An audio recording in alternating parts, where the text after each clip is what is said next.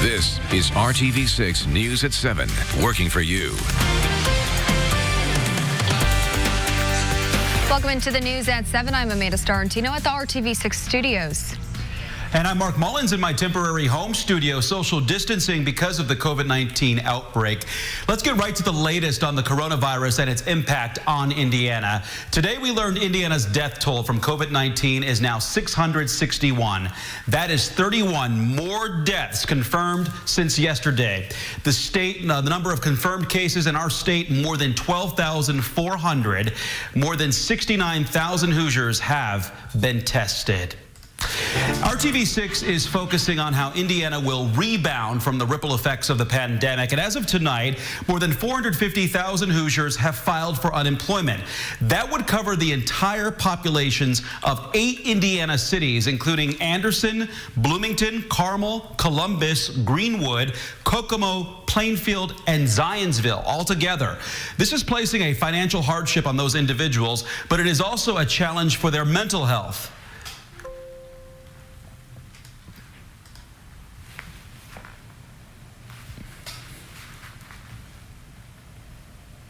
But also a loss of identity. Like, who am I without this job? And even that feeling gets extra highlighted now because there's not a lot of ways to distract or to say, well, I'm a person who does this on the weekend. Well, not right now, you don't. To talk through your feelings about the situation. And we know these are trying times as many Hoosiers are out of work, and that's why our Hiring Hoosiers initiative is more important than ever. As we work to connect you with job opportunities, even in this global pandemic, there are companies in our community that are hiring right now. One of those companies is Indianapolis-based transportation and logistics company, Direct Connect Logistics. DCL is looking to hire up to 20 new sales reps right now as it expands into a much larger space to accommodate its growing workforce. We spoke with the CEO, who tells us due to their focus on the food and beverage industry and getting deliveries to retail establishments like Costco, they are still keeping busy during this pandemic. With all that is going on, we're really just looking for people with sales experience in the logistics industry, preferably. That way the training is a little easier for us to do, since we anticipate lots of it's going to be remote training. We're looking forward to getting the space filled with Hoosiers that are ambitious and self-motivated and have sales experience and are ready to come work for a great company with a great culture.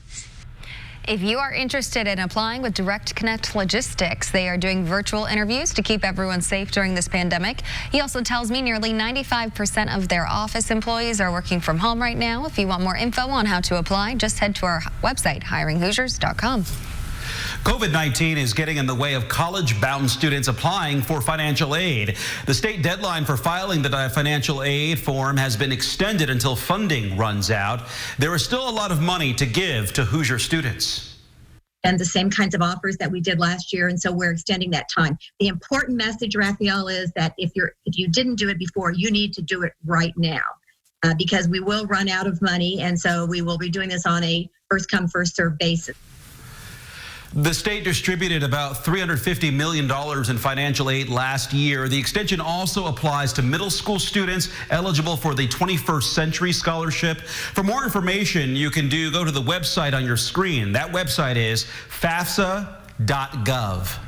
Celebrating a big life moment the way we normally would is not possible right now, whether it be the birth of a baby, a marriage, or even a birthday. We've seen a lot of creativity when it comes to celebrating. Our Kelsey Anderson joins us now with how a group of people made an Anderson man feel special on his birthday.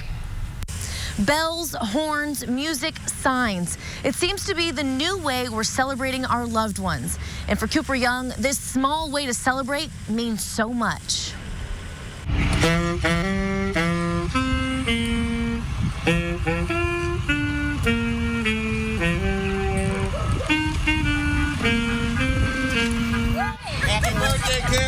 This weekend, Cooper Young celebrated a birthday differently than any other. How old are you today? 21. Cooper was born with Down syndrome, so his immune system is compromised, and he hasn't been able to leave his house for more than a month. So his family and his friends found a way to celebrate him with a drive-by birthday party. This year I was wondering how we were going to do that. It's just the three of us. Cooper's mom, Sherry Thomas, says they always make a big celebration of birthdays, and she's thankful everyone could come together for a surprise parade, even though she had to tell him the parade was coming because Cooper likes to hug. I told him a little bit earlier we were doing a parade and he couldn't hug anybody because otherwise he would want everybody to get out and hug him. And so we couldn't do that, but he loved the parade, right, Coop? Yeah. And although the birthday party was small and only lasted a few minutes, Thomas says it's something she and Cooper will never forget.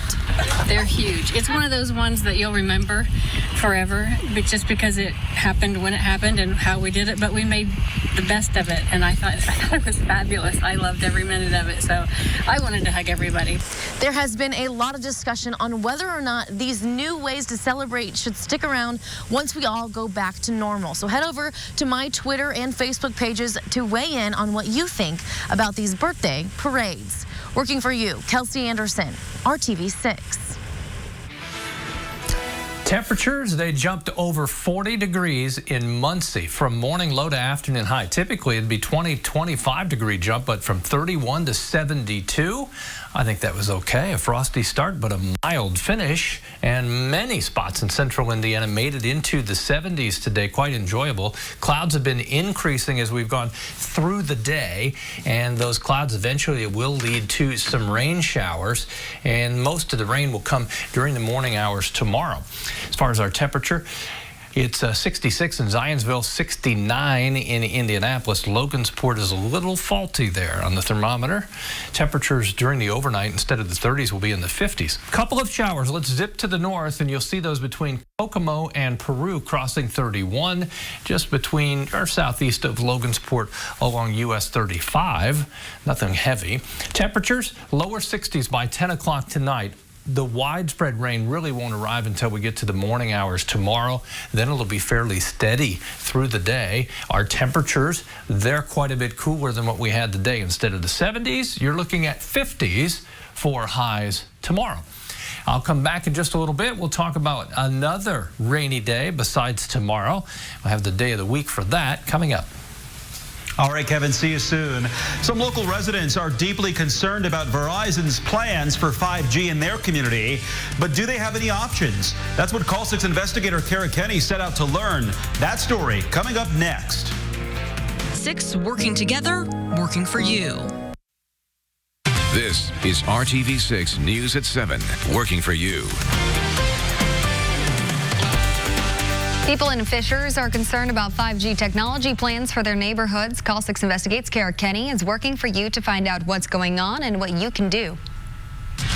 People who live off of Lantern Road in Fishers are getting letters from the city saying that 5G technology will be going up in their neighborhood. Troy Hammond's letter says one will be put about 200 feet from his property. So that would go about here with his house, that yellow house down there. Troy Hammond lives in Sunblest Farms in Fishers. He's concerned about this letter he received saying a 5G structure will be going up right near his house. Call 6 Investigates spoke with several homeowners in Fishers who are concerned about the impact on property values as well as the health impacts of 5G technology. As a homeowner, you start wondering how much real control you have over who can do things next to or under your land. I think the thing that bothered us the most from that letter was just it seemed like this will be done to you and you have little to no recourse. The Citizens Action Coalition says legislation passed several years ago in Indiana gave wireless companies a lot of power to put 5G structures where they want. We asked Verizon for more information about their plans in Fishers and got this response. We are working with local officials to bring upgrades to wireless service that will benefit consumers, business, and first responders.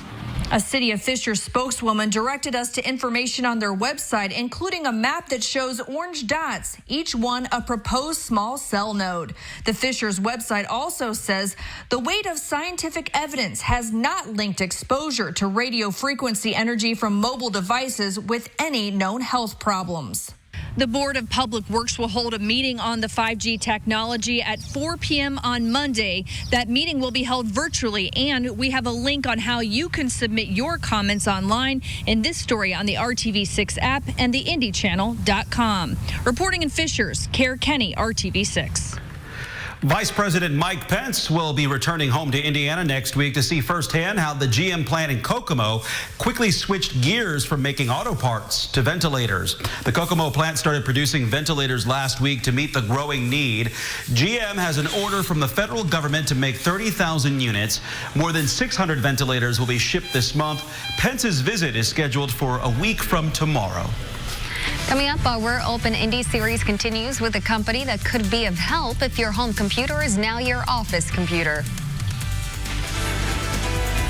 Temperatures, they'll be up and down over the next several days, but it's rain chances that we'll focus on coming up.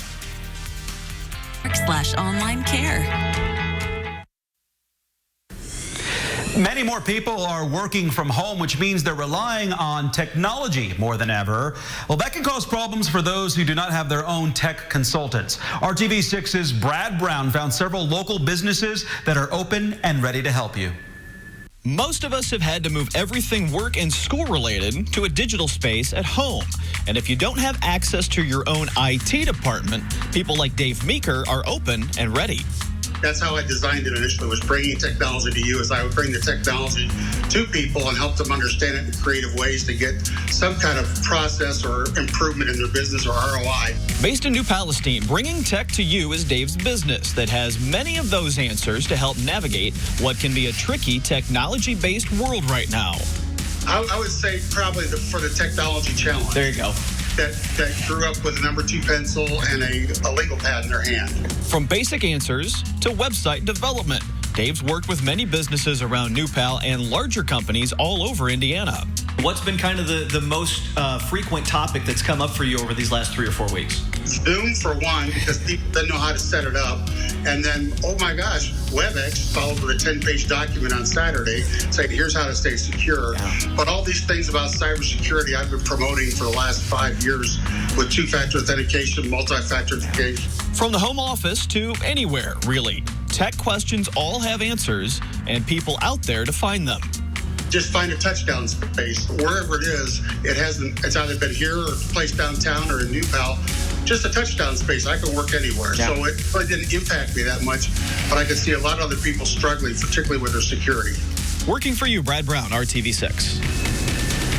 RTV6 and the Indy Chamber of Commerce have joined forces to protect Indiana businesses. You can find more about the Chamber's Buy Indy effort and profiles on businesses that are open by going to theindychannel.com/open. And RTV6 is working to connect you to the resources and support systems meant to help you rebound from the impact of the coronavirus pandemic. We know a big part of that is unemployment, and we're working to get answers to your questions. RTV6's Rafael Sanchez is in the studio right now preparing for a live virtual town hall with leaders from Indiana's Department of Workforce Development. It's coming up at 7:30. You can watch and ask questions through the RTV6 Facebook page and the IndyChannel.com. Now over to Kevin. Thank you, Amanda. Look at this, on the job and in the field. What a great day for farmers to get out, get some work done. Temperatures in the 70s, not as windy as yesterday. I think what will happen during the day tomorrow is we'll start to create some puddles and add to those on Saturday. 63 right now in Peru. You've got showers nearby. That's why temperatures are cooler. 69 in Lafayette, but temperature at 74 in Sullivan, 72 in Bedford. That is quite a recovery from morning low temperatures that were in the 30s. Next 3 days, temperatures below average, noticeably so tomorrow and on Saturday when we're dry again. Friday, temperatures work their way into the low to mid 60s. Rain tomorrow, most likely first half of the day. We'll still have some afternoon showers, but I think the coverage gets a little more spotty. Friday, we're dry. That'll be nice. Saturday, rain, even a few thunderstorms potentially. Any rain chances should be confined to the morning hours on Sunday, and it's not that great a chance.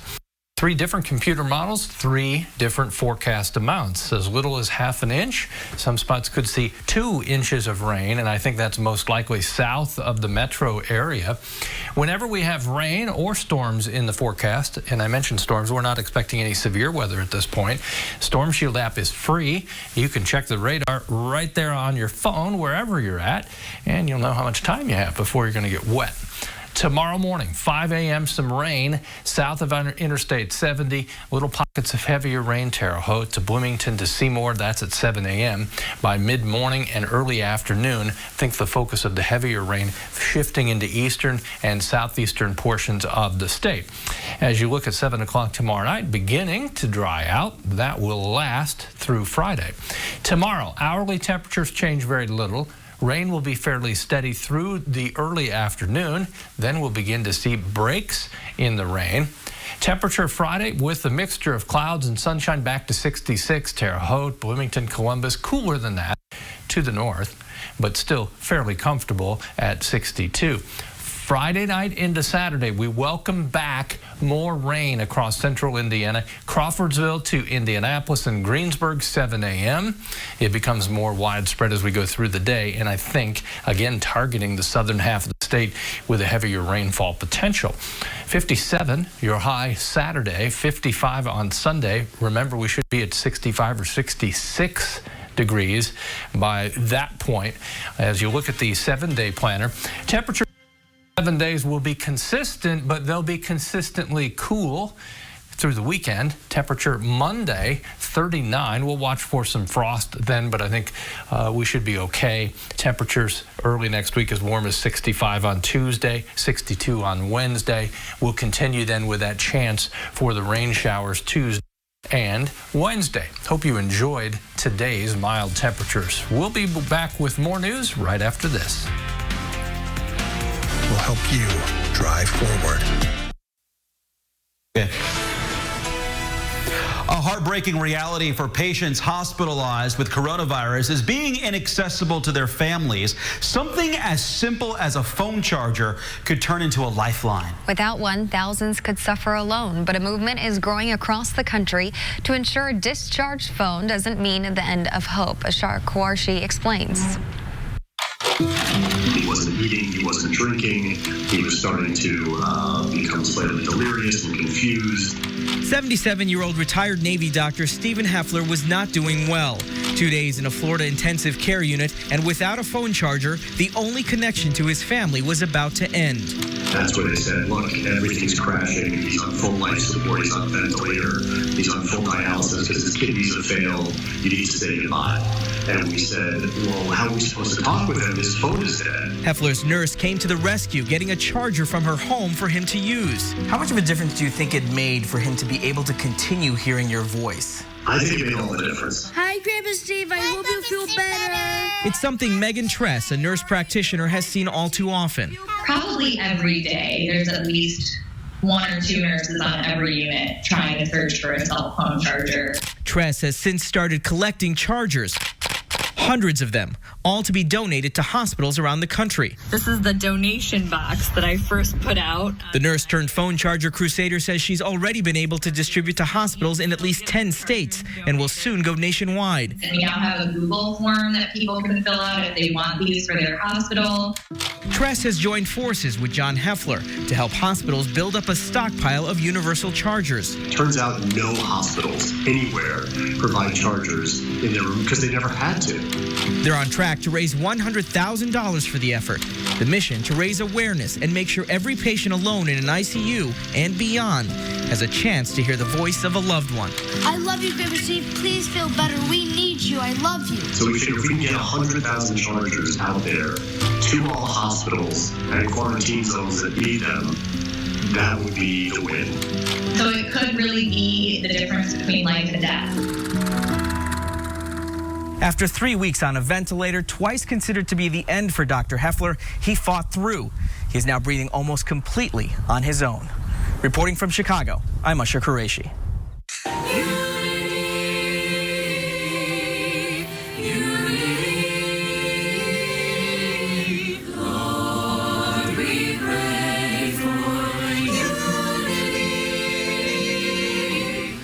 Well, their concerts are on hold, but the Indianapolis Children's Choir isn't letting the pandemic keep them from getting together. Though they don't know when they'll be able to perform for a live audience again, their director says the choir has been continuing to hold rehearsals virtually for several weeks now.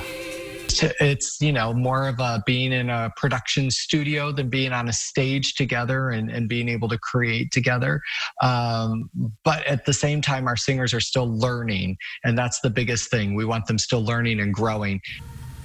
Right now, the children choir's concerts are postponed until at least June, but they are putting out some virtual content on their Facebook page. You can find out more about supporting them there or at their website, icchoir.org. Kevin, they sound amazing.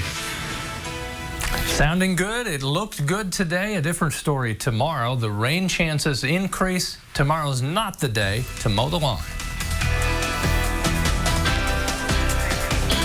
Well, thanks for making RTV6 your choice for news. Our next newscast is tonight at 7 or at 11.